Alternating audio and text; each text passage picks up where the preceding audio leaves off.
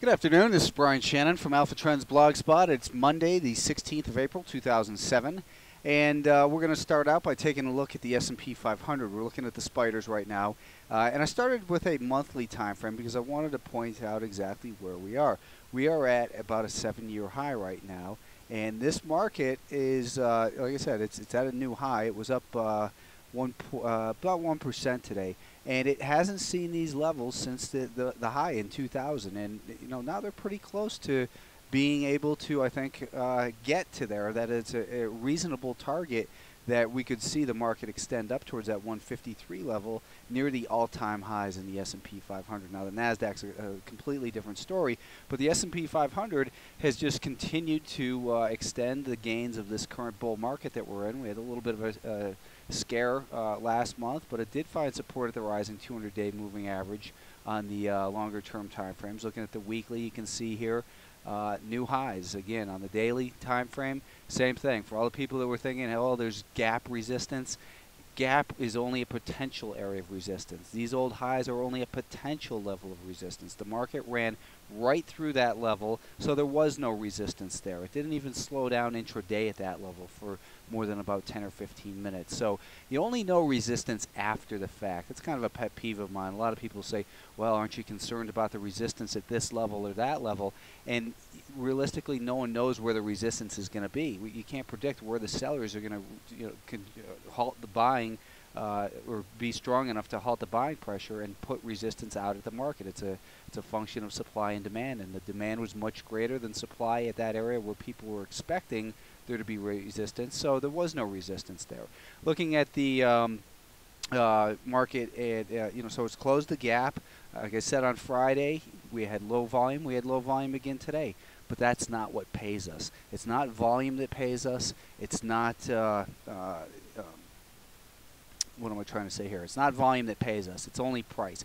It's not a Fibonacci that pays us or Bollinger Bands or whatever way you want to look at this market as being extended. It can continue to get extended, and as long as the trend is higher and the 50-day moving average is rising, innocent till proven guilty. So we're back again for a while here in bull market mode. We're making higher highs and higher lows. The market is extended, so the risks do become higher. A lot of times these breakouts after such a big run do fail. So I think the prudent course of action here is to raise your stops on things.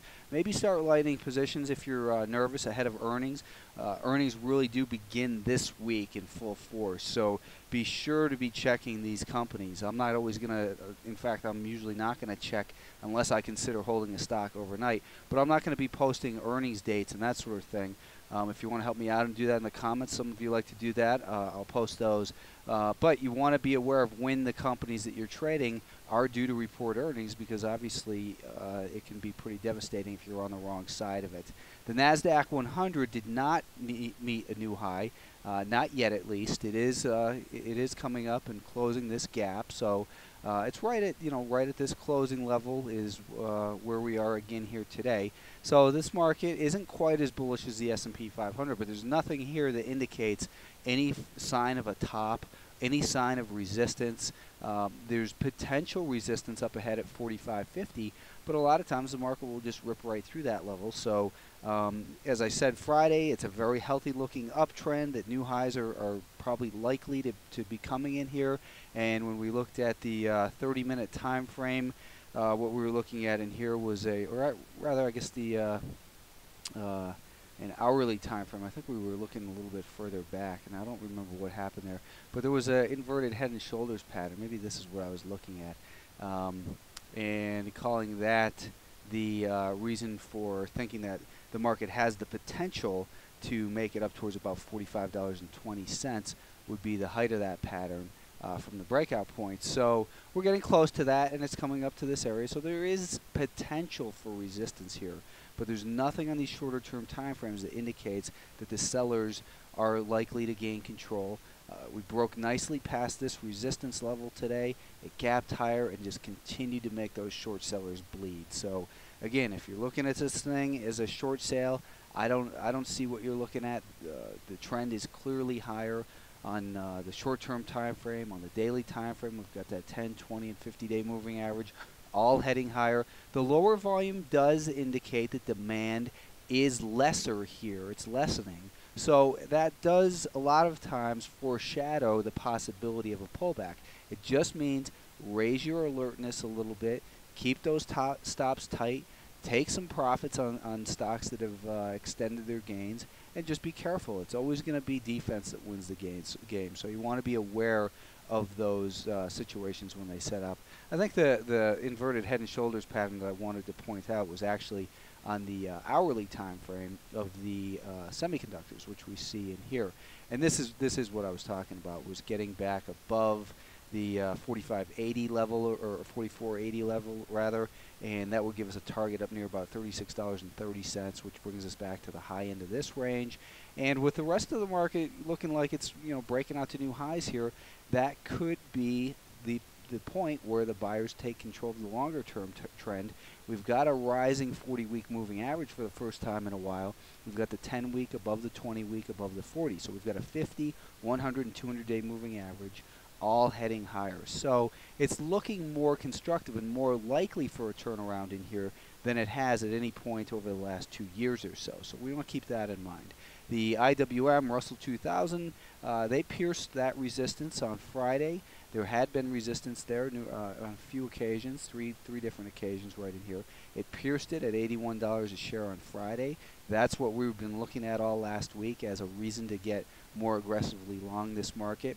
So it did break that 81 level and continue to add to those gains today, and added nicely to them as this market is right up at these highs. In fact, today's close does look to be 81.63 that day, or 82.39. So this is an all-time closing high for the Russell 2000. It has never closed higher.